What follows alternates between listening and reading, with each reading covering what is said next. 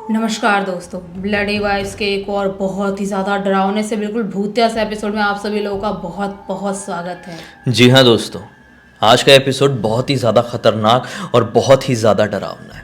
दरअसल ये घटना कृष्ण नाम के लड़के के साथ आज से 6 साल पहले घटी थी और इस कदर से घटी थी कि सच बता रहा हूँ, ऐसा लगता है कि कल की ही तो बात है। 6 साल हो गए हैं, लेकिन आज भी उस घटना के एक एक दृश्य क्रिश के दिमाग में बहुत खतरनाक तरीके से ताज़ा है। हुआ ऐसा था, पहले मैं क्रिश का इंट्रोडक्शन दे देता हूँ, इसके परिवार का इंट्रोडक्शन दे देता हूँ, तब कहानी समझ में आएगी। क्रिश पुणे में रहकर अपने परिवार के साथ अच्छी खासी जिंदगी जी रहा था। क्रिश की एक मौसी जी थी जो कि पुणे और मुंबई के बीच के एक छोटे से गांव में रहती थी। अब इस गांव का नाम नहीं बताएंगे, नहीं तो जितनी भी प्राइवेसी है इस कहानी से जुड़ी हुई लोगों की, वो पूरी तरीके से ओपन होने के बहुत ज़्यादा चांसेस है। तो वो उस गांव में रहकर अपनी लाइफ अच्छे से जी रही थी। ये शादीशुदा नहीं थी। फिर एक दिन ऐसा आता है, आज से 6 साल पहले, कि उनकी शादी फिक्स हो जाती है कहीं पर। शादी फिक्स होती है तो सब लोग बहुत खुश होते हैं, क्योंकि ये शुरू से शादी करना नहीं चाह रही थी। उनके बहुत सारे ऐसे एम्स थे, गोल्स थे, उनको कंप्लीट करना था। फिर शादी करूंगी बोल रही थी और सब कुछ उन्होंने अचीव कर ली थी जो जो चाहिए थी। और अब शादी वाला समय आ गया था और एक अच्छा लड़का मिल भी गया। अब छोटा सा गांव था भाई, जहां पर मौसी जी रहती, वो छोटा सा गांव था। और शादी करने के लिए गिनती के 2 लॉन यहाँ पर। जैसे गांव में छोटी जगहों में शादी लॉन होते हैं, मैरिज लॉन होते हैं, मैरिज हॉल होते हैं, तो यहाँ पे लॉन था, केवल 2 लॉन, जिसमें से एक तो बुक चल रहा था किसी और वजह से, शादी की वजह से नहीं, कुछ ऐसा बड़ा समारोह चल रहा था, तो उस चक्कर में वो लॉन बुक्ड था लंबे समय के लिए। और एक दूसरा लॉन खाली था, इन लोगों ने बुक कर लिया। अब बुक किए हैं 10 दिन पहले, पूरे रिश्तेदारों को बुला लिए कि भाई आ जाओ। मतलब मेन रिश्तेदार तो पहुंच भी गए कि 10 दिन पहले तो पहुंचना पड़ेगा ना भाई, शादी की पूरी तैयारी करवाना है। तो उसमें से क्रिश और क्रिश के परिवार वाले भी पहुंचते हैं, क्रिश के और भी कजिन्स पहुंच जाते हैं कि चलो तैयारी करवाना। जिस दिन सारे रिश्तेदार मतलब शादी के 10 दिन पहले यहाँ पर पहुंचे हैं इस गाँव में शादी की तैयारी के लिए, उस दिन क्या झटका मिलता है कि जिस लॉन को शादी के लिए बुक किया गया था, वो लॉन का मालिक अब पीछे हट गया, हाथ खड़े कर लिया। उसने बोल दिया कि आपको जितने पैसे मेरे से ऊपर से लेना है ले लो, लेकिन अभी ऐसा सीन है कि मैं अपने लॉन में शादी के लिए परमिशन नहीं दे सकता। दरअसल हमारे लॉन को एक बड़ी पार्टी बड़े रीज़न से बुक कर रही है, तो उनको कर लेने दो।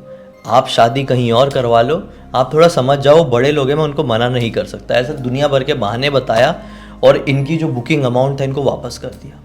अब शादी को 10 दिन बचे हुए हैं, कार्ड्स भी बहुत सारी जगह पर पहुंच चुके हैं, लगभग सभी लोगों को बट चुके हैं। 10 दिन में कार्ड किसको नहीं बटेंगे यार, सबको बट गए। अभी इतने कम टाइम में इनको एक दूसरा एरिया भी देखना था शादी के लिए। फिर सारे रिश्तेदारों को जिन जिनको कार्ड्स गए हैं उन सभी लोगों को इन्फॉर्म करवाना था कि लोकेशन बदल गई है शादी की। बहुत बड़ी बात थी भाई, ये सुनने में आसान लग रही है, लेकिन खैर करना था तो करना था। अब मौसी जी के घर पे सब बड़े उदास हो गए। मौसी जी के माता पिता, मौसी जी, उनके एक भाई थे, सब बड़े टेंशन में आ गए, रोने वोने लगे कि क्या होगा, अब बेटी की बेइज्जती नहीं, परिवार की बेइज्जती तो नहीं हो जाएगी, कुछ ऐसा लोग उल्टा सीधा तो नहीं समझेंगे क्या सीन हो गया क्या नहीं। तो सभी लोगों को सांत्वना देने के लिए कृष्ण ने और उसके जो कुछ कजिन्स थे ये बोल दिए कि आप लोग चिंता मत कीजिए, हम लोग पास में ही एक रिजॉर्ट है उसको बुक करके आते हैं। तो इन लोगों को पता नहीं था उस रिजॉर्ट के बारे में। दरअसल इस ग्रुप में, मतलब इन कजिन्स के ग्रुप में 2 लड़के ऐसे थे जिनको उस रिजॉर्ट के बारे में पता था, और वो दोनों उस रिजॉर्ट में गए हुए थे, एक एक शादी को अटेंड भी किए थे, और उनके हिसाब से वो रिजॉर्ट बहुत अच्छा था और अनएक्सप्लोर्ड था। वो बहुत पुराना नहीं था, मुश्किल से 3-4 साल पुराना था, इसलिए उसकी खबर ज़्यादा लोगों को नहीं थी। तो इन सब लोगों ने मिलकर आश्वासन दे दिए कि पास में ही जो एक रिजॉर्ट है हम लोग बुक कर लें और शादी वहाँ पे हो जाएगी, टेंशन मत लो। तब सभी लोगों के दिमाग में थोड़ी सी ठंडक आई, दिल में ठंडक आई कि ठीक है चलो, जवान बच्चे बोल रहे हैं, बच्चे जवान है, 20-20, 21-21 साल के, तो बुक कर ही लेंगे। अब बच्चे लोग भी ऐसा घर वालों को शांत करवाने के लिए बोल दिए। एक्चुअल में इनके हाथ में भी ऐसा कुछ था नहीं, इनको भी वहाँ पे पहुँचना था और बुकिंग करनी थी, और पहुँच गए। ये कितने लड़के थे? 5 लड़के, 5 लड़के वहाँ पे पहुँच गए। अब बात कर रहे हैं मैनेजर से। एक तो मैनेजर बड़ी मुश्किल से मिला, कहीं बाहर था, उसको फिर बुलाया गया। फिर बात कर रहे हैं मैनेजर से, तो मैनेजर क्या कह रहा है, नहीं नहीं नहीं नहीं नहीं, हम अपना लोन शादी के लिए दे नहीं सकते, आने वाले और कम से कम 6 महीने तक तो हमको किसी को भी ये रेंट पे देना ही नहीं है। तो इन लोगों ने बोले कि नहीं, ऐसी क्या प्रॉब्लम हो गई, किसी की बुकिंग है कि क्या सीन है, आप हमसे थोड़े ज़्यादा पैसे ले लो लेकिन ऐसा मना मत करो। आपको पता है कि हम उस गांव से आए हुए हैं और वहाँ पे कितने कम मैरिज लॉन है। लास्ट मोमेंट में हम लोगों ने बुक किए थे, वो भी हाथ खड़े कर दिया है, और दूसरा वाला जो है वो तो पहले से ही बुकड था। तो हम तो फंस गए हैं यार, थोड़ी इंसानियत भी रखो। फिर भी वो लॉन वाला, वो रिजॉर्ट वाला मतलब बार बार बोल रहा है कि नहीं मैं दे ही नहीं सकता, आप लोग मेरी समझने की कोशिश करो। अब इन लोगों ने बहुत जिद की है, बहुत मिन्नतें की है, तो आखिरकार मैनेजर ने बोल दिया कि ठीक है यार, लेना है तो ले लो, लेकिन देखो उसके बाद अगर कुछ भी गड़बड़ी होगी तो मेरे ऊपर मत चढ़ना। तो इन लोगों ने बोले क्या गड़बड़ी भाई, चोर लुटेरे डाकू तो नहीं आते हैं शादी में? इसने बोला नहीं नहीं वैसा तो नहीं है, लेकिन कुछ और परेशानी हो गई। तो अब ये लोग बोलते चलो अगर ये परेशानी नहीं है तो हम किसी और चीज़ से डरते नहीं है, फिर कुछ भी होगा हमारा क्या बिगाड़ लेगा, हमारी बारात में भी कितने सारे लोग हैं। ठीक है आप बुकिंग करो। बुकिंग अमाउंट दे दिए, इन लोग बड़े खुश, अपने गांव वापस लौटे। मौसी जी के परिवार वालों को सारी बात बताए, सब लोग बहुत खुश। बहुत ही कम समय बचा हुआ था, पूरे रिश्तेदारों को बताया गया कि शादी की लोकेशन, लॉन वॉन सब चेंज हो गया, अब रिजॉर्ट में शादी हो रही है। रीज़न ये दिया गया कि नहीं ज़्यादा मेहमान हो गए थे इसलिए हमने रिजॉर्ट बुक किए ताकि सब अच्छे से रह सके, शादी अच्छे से निपट सके। चलो सब अच्छा हुआ। अब शादी को थे 4 दिन बाकी। 3 दिन के लिए पूरा का पूरा माजम, पूरा का पूरा परिवार रिजॉर्ट में आने वाला था। 3 दिन तक रस्म चलती है ना। तो ये 3 दिन वाली रस्म स्टार्ट होने से एक रात पहले ये 5 कजिन्स ने फिर से डिसाइड किए कि अपन 5 आज रिजॉर्ट चल लेते हैं, देख लेते हैं वहाँ पे साफ़ सफाई का, मेहमानों के वेलकम का क्या इंतज़ाम है, और हम लोग पहले पहुँच जाएंगे, अपने हिसाब से सब कुछ मैनेज करवा लेंगे, और अगले दिन पूरी जो अपनी रिश्तेदारी है, दुल्हन है, वो सब यहाँ पर आएंगी तो सबको आसानी हो जाएगी ना भाई, हम सब देख चुके होंगे यहाँ पे। तो 5 कजिन्स बड़ी एक्साइटेड होकर वहाँ पे पहुँच गए। अब ये पहुँचे थे दोपहर के वक्त, वहाँ पे साफ़ सफाई कुछ भी नहीं हुई थी, जैसे कि मैनेजर को कोई मतलब ही नहीं है, वो तो बस दे दिया उसने। इन लोगों ने जुटवा के साफ़ सफाई करवाए हैं सबसे। अब दिन भर इधर की भागा दौड़ी, उधर की भागा दौड़ी में कब पता ही नहीं चला कि रात के 10 बज गए। रात के 10 बजे तक ये लोग बहुत ज़्यादा थक गए थे, डिसाइड किए कि चलो यार सो जाते हैं। अब सो गए, खाना वाना खा के हल्का फुल्का जो भी रिजॉर्ट में तैयार करवाए होंगे इन लोगों ने, सो गए कि सुबह सुबह पूरे रिश्तेदार दुल्हन के साथ यहाँ पे पहुँच जाएंगे भाई 6 बजे के आसपास, 7 बजे के आसपास मैक्सिमम पहुँच ही जाएंगे। तो अपन को जल्दी सोना, और फिर कल का पूरा दिन भर रहेगा, रस्म वसम का टाइम रहेगा, तो अभी सो जाते हैं। ये लोग सोए हैं 10 बजे के आसपास कि एक आवाज़ के साथ 12 बजे के आसपास इन सभी की नींद एक साथ खुल गई। तो ये आवाज़ क्या थी मैं बताऊँ, कैरम खेलने की। 12 बजे के आसपास कैरम कौन खेल रहा था, इनको थोड़ा अजीब लगा, इग्नोर किए और सभी लोग वापस से सोने की कोशिश की। फिर सभी को नींद आ गई होगी और फिर लगभग 1:30 बजे के आसपास फिर से ये कैरम खेलने की आवाज़ आई। वो इरिटेट होके बोलता है यार जाके देखो यार कोई, यार कितने 1-1.5 घंटे हो गए कोई कैरम खेले जा रहा है बाजू वाले कमरे में। फ्रस्ट्रेशन होगी, सुबह हमको काम करवाना है, 3 दिन तक हम ढंग से सो नहीं पाएंगे, कम से कम आज तो सो जाए, चाहे कोई बोलो यार, ऐसा गुस्से में बोल के वो चादर उड़ के सोने लगा। तो ये सारी चीज़ देखा कृष्ण ने बोला रुको रुको टेंशन मत लो, मैं जाके देखता हूँ कि बाजू वाले कमरे में इतनी देर से कैरम कौन घसीट रहा है। ये उठा, ये निकला अपने, देखो रिजॉर्ट कैसे होता है पता है क्या, एक एक कमरे का ऐसा हट बना हुआ रहता है। वो अपने हट से बाहर निकला और बाजू वाले हट के पास जैसी गया है देखने के लिए कि अंदर कैरम कौन खेल रहा है, तो क्या पाता है बाजू वाले हट में तो ताला लगा हुआ है बाहर से, और अंदर से कैरम खेलने की आवाज़ आ रही है। इसका दिमाग खराब हो गया कि हट के अंदर घुसने का तो केवल एक ही दरवाज़ा था और वो दरवाजे में ताला लगा हुआ, उसके अलावा कोई और दरवाज़ा था नहीं। तो फिर अंदर कौन खेल रहा है? ये गया फिर भी दरवाजे के पास और बंद दरवाजे में ही नॉक करके बोलने की कोशिश किया कि अंदर कौन है भाई, बंद करो, हमें डिस्टर्ब हो रहा है, हम बाजू वाले हट में सो रहे हैं, सुबह हमारी बारात आने वाली है। लेकिन अंदर से कोई रिस्पॉन्स नहीं आया, उल्टा वो कैरम खेलने की आवाज़ और भी ज़्यादा तेज़ और भी ज़्यादा इरिटेटिंग लगने लगी। अब क्रिश को थोड़ा गुस्सा भी आ गया कि मैं इतनी देर से बोल रहा हूँ, अंदर जो बैठा है ये क्या हरकत कर रहा है बाहर से ताला मार के। अब इसने देखने की कोशिश किया कि मुझे अंदर दिखाई देता है तो मैं अंदर देख के बोलता हूँ, सुनाता हूँ कि है कौन, एक बार देखता तो हूँ। तो इसने इधर उधर देखा, पाया कि उस हट में बाजू की तरफ एक खिड़की लगी हुई है। वो खिड़की के पास गुस्से से झन्नाते हुए गया और एक हाथ जोर से मारा तो खिड़की जैसे कि अंदर से खुली हुई थी। जो पुराने टाइप के दरवाजे जैसे हट में कैसा यूज़ होता है, वो हट वाले पैटर्न का बना हुआ था रिजॉर्ट, तो वो सिंपल ऐसी वाली लगी हुई थी। उसने हाथ मारा तो ऐसी खुल गई अंदर तरफ। अब जैसे ये खिड़की खुली है अंदर से वो कैरम खेलने की आवाज़ बंद हो गई। ये थोड़ा अजीब लगा इसको, उसने सोचा कि पता नहीं क्या था क्या नहीं है, छोड़ो जो भी था अब शांत हो गया, समझ गया कि मैं गुस्से में आ गया हूँ। ये वहाँ से हाथ निकाला ही है और अपने हट में जाने के लिए घूमने ही वाला था कि अचानक से इसकी नज़र पड़ती है उसी हट के दरवाजे में। क्या पाया पता है? उस हट का दरवाज़ा तो खुल गया है। ये बड़ा शौक हुआ कि इसमें तो ताला लगा हुआ था अभी। मैं 2 सेकंड के लिए हटा, ये खिड़की खोला और अंदर देखने की कोशिश किया, उतने में ये दरवाज़ा किसने खोल दिया। इसको लगा कि पक्का कोई ना कोई अभी आया है जिसको मैं यहाँ पर देख नहीं पाया। ये सोचा एक बार जाके तो देखता हूँ कौन इतनी देर से इरिटेट कर रहा था। ये उस हट के उस दरवाजे के अंदर घुस गया। यहाँ पर बड़ी गंदी स्मेल आ रही थी और यहाँ पर एक अजीब सी ठंडा वाला माहौल था। मतलब ये थी गर्मी का मौसम, मई का ही टाइम था। मई में कितनी गर्मी होती है और हट वाला भी वो था और अंदर कोई एसी चालू नहीं थी। तो इसको बहुत अजीब सा फीलिंग आई, मतलब यहाँ पे इतना ठंडा कैसे यार, हमारे हट में तो बहुत गर्मी हो रही थी। इसने फिर भी सोचा कि एक बार देखता हूँ कि अंदर कौन है, कौन घुसा है और ये स्मेल क्या आ रही है। ये देखते देखते सामने वाले कमरे से उस हट के अंदर वाले कमरे में पहुंचा।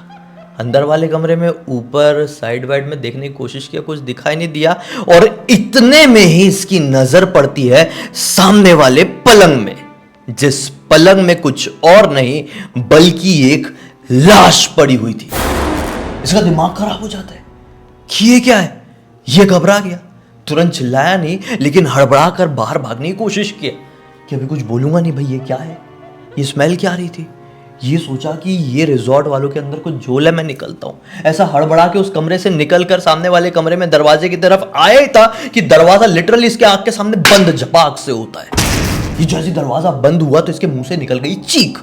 ऑब्वियसली किसी भी इंसान के साथ ऐसा होगा, दरवाजा जैसे बंद हुआ इसके मुंह से निकली चीख, उतने में पीछे से किसी का हाथ आया और इसके पीछे से कॉलर किसी ने जोर से खींचा और ये जमीन में, अभी ज़मीन में इतनी ज़ोर से गिरा है कि बिल्कुल सर झन्ना आ गया। अब हल्की सी ऐसी आँख खुली तो बाजू में देख के क्या पाता है, वो मृत शरीर जो कि अंदर बेड में दिखाई दे रहा था वो इसके बाजू में है, बिल्कुल बाजू में पड़ा हुआ है।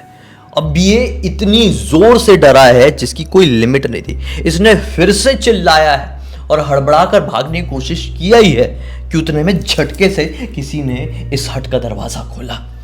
ये कौन था? इसी रिजॉर्ट का एक हेल्पर था। दरवाज़ा खोला और तुरंत ही इसको उठाकर खींच के बाहर लाने की कोशिश किया कि जल्दी चलिए, बाहर चलिए, आप यहाँ पर क्यों आए, और बाहर ले गया इसको। तुरंत ही उसने हट में ताला लगाया है और बोला कि अभी आप जाके सो जाइए प्लीज़, मैं आपसे रिक्वेस्ट करता हूँ जो भी बात करना आप सुबह करना, नहीं तो बहुत बड़ी परेशानी हो जाएगी, प्लीज़ आप समझिए। इसने बोला ठीक है भाई, मैं जा रहा हूँ अपने हट में, तू भी जा। ये अपने हट में आ गया। ये कज़न्स लोगों को देखा कि कज़न्स लोगों की तो नींद से लग गई है। बोले ये क्या सीन था यार, मतलब मैं इतना चिल्लाया, इतने भागा दौड़ी किया और ये घोड़े बेच के सो रहे हैं। लेकिन कृष्ण ने भी सोचा कि सो जाता हूँ, अभी बात नहीं करता। वो हेल्पर पता नहीं ऐसा क्यों बोल रहा था। ये सो गया। अब सुबह 5 बजे के आसपास बड़ा वाला कज़िन उठा रहा है, क्यों रे तू रात में गया था तो बाजू वाले हट से किसके चिल्लाने की आवाज़ आ रही थी, किसी ने मारा वारा क्या तेरे को, या तूने किसी को मार दिया। ये बोलता है नहीं रुको, उठ गए हो तो मेरे साथ चलो, मैं आपके सामने सब बात लेके आऊँगा। ये उठा तुरंत और मैनेजर के पास गया और मैनेजर से बोला कि भाई मेरे को बता दो यहाँ पे सीन क्या है, क्योंकि मैंने जो बाजू वाले हट में देखा हूँ, मैंने अगर बाहर पुलिस को फ़ोन करके बता दिया तो सोचो क्या होगा तुम्हारे साथ, बता रहे हो कि नहीं। ये चढ़ गया मैनेजर के ऊपर और मैनेजर ने बोला कि ये लो चाबी, आपको जो करना है कर लो, जिसको इन्फॉर्म करना है कर दो, लेकिन हम गलत नहीं हैं। तो इसने बोला कि क्या हुआ था मेरे साथ, आपको आपके हेल्पर ने बताया ही होगा पिछली रात को मैंने क्या एक्सपीरियंस किया हूँ। हेल्पर भी साइड में ही था। तो मैनेजर ने बोला ठीक है, अगर आप चाहते ही हैं जानना तो मैं बता देता हूँ। दरअसल आज से लगभग 8 महीने पहले जो पिछली वाली ठंडी वाली शादी होती है, किसी की शादी थी यहाँ पे। शादी बढ़िया से चली, लेकिन किसी बात को लेकर आपस में शादी वालों का ही झगड़ा हो गया, जिसमें मार पिटाई शुरू हो गई। उस मार पिटाई की वजह से एक आदमी की मृत्यु। वो बारात वहाँ से चली गई भाई, सब ख़त्म हो गया, लेकिन शायद उस मृत शरीर की आत्मा यहाँ से नहीं गई। हमेशा हमें रात के समय उस कमरे के अंदर से कैरम खेलने की आवाज़ सुनाई देती थी। जब भी हम उसके आसपास जाते थे तो बहुत ही गंदी स्मेल आती थी, एकदम ठंडा सा कुछ वाइब आती थी। और कई बार तो हमारे हेल्पर्स ने किसी को देखने का भी दावा किए। हम समझने लगे कि ये जो कमरा ये हॉन्टेड हो गया है। हमने डिसाइड कर लिए कि उसको बंद ही कर देंगे, क्योंकि जो भी स्मेल आती थी, जो भी हवा ठंडी, ऐसे ठंडक नेगेटिविटी फील होती थी वो रात में ही फील होती थी, दिन में कुछ फील नहीं होता। अभी आप जाके देख लो, अभी सब नॉर्मल रहेगा। इसीलिए मैं आप लोगों को मना कर रहा था कि हम आपको अभी नहीं दे सकते, क्योंकि हमारे जो ओनर है उन्होंने डिसाइड किए थे कि एक काम करो, 1 साल के लिए बंद ही कर दो, ना रहेगी बांस ना बजेगी बांसुरी, 1 साल तक चीज़ें शांत हो जाएगी। लेकिन अब आपको इतनी ज़रूरत है तो मैंने इंसानियत दिखाया, आपकी मदद किया। अब आप भी मेरी मदद करो, आप भी इंसानियत दिखाओ, आप ये बात बाहर मत जाने देना। उसने बोला ठीक है भाई, तुमने हमारी हेल्प की है तो हम भी तुम्हारी करेंगे, किसी को बताएंगे नहीं। तो शादी वादी हुई, सब कुछ हुआ, किस्मत से सब कुछ अच्छे से निपट गया। और इस बात को 6 साल भी बीत गए हैं और इसने आज तक किसी के भी सामने उस रिजॉर्ट का नाम, साथ ही साथ उस जगह का नाम भी डिस्क्लोज नहीं होने दिया कि लोगों को पता चल जाए कि ये गांव था तो उसके आसपास वही रिजॉर्ट है, उसने नहीं पता चलने दिया। सही बात है, बेचारे किसी का रिजॉर्ट का नाम खराब करना, वहाँ पे कोई ना आए, उसका बिजनेस लॉस करना, उसके लिए बड़ी बात हो सकती है। अच्छा हुआ उसने नहीं बताया, इज्जत रख लिया। लेकिन कई बार बोलते ना, जल्दीबाजी में ऐसे कदम नहीं उठाने चाहिए कि जल्दी जल्दी में आप कहीं पर भी कुछ भी बुक कर लो या कहीं पर भी रहने के लिए चले जाओ। लेकिन इस सिचुएशन में किसको हम ब्लेम कर सकते हैं यार, फंसे हुए थे ना ये लोग। वही बात है ना। और हम वैसी आत्माओं के बारे में तो जानते हैं, जो भटकती हुई तड़पती हुई आत्माएं होती हैं, वो तो किसी न किसी को ढूंढती हैं कि भाई कोई मिले, हम उसका शिकार कर लें, उसको पजेस कर लें, क्योंकि वो अंदर से बहुत तड़प रही होती हैं, बहुत परेशान होती हैं, वो कोई ना कोई शिकार हर टाइम ढूंढ रही होती हैं। सही बात है। इस पूरी घटना की जानकारी हमें कृष्ण ने ही इंस्टाग्राम पर लिख कर भेजा। बोला कि भाई पूरी दुनिया को बताइए कि कैसी कैसी एनर्जीज इस दुनिया में एग्जिस्ट करती है और कैसी कैसी हरकत भी वो कर सकती है। अब किस्मत रहे कि कैसे बच जाए या उसमें फंस जाए। खैर, उम्मीद करते हैं कि आज के इस वीडियो के जरिए आप लोगों को एक बहुत अच्छी सीख या मनोरंजन मिला होगा। अब तक इस वीडियो को देख लें तो लाइक जरूर कर देना, चैनल को सब्सक्राइब करके बेल आइकन दबा के ऑल के ऑप्शन में क्लिक करना, क्योंकि इसी तरह के हैरान कर देने वाले खौफनाक वीडियोस डेली आप लोगों के सामने लेके आता रहता हूँ। इंस्टाग्राम की लिंक इस वीडियो के डिस्क्रिप्शन बॉक्स में मिल जाएगी, क्लिक करके डायरेक्टली वहां पर पहुंच जाना। और इसी तरह की कोई भी कहानी, टॉपिक या जानकारी आप लोगों के पास भी है तो लिख भेजना। हो सकता है हमारा अगले वीडियो कल आप लोगों के हिसाब से बन रहा हो। तो चलिए कल फिर से मिलते हैं, तब तक के लिए बहुत बहुत धन्यवाद। आपका दिन शुभ हो।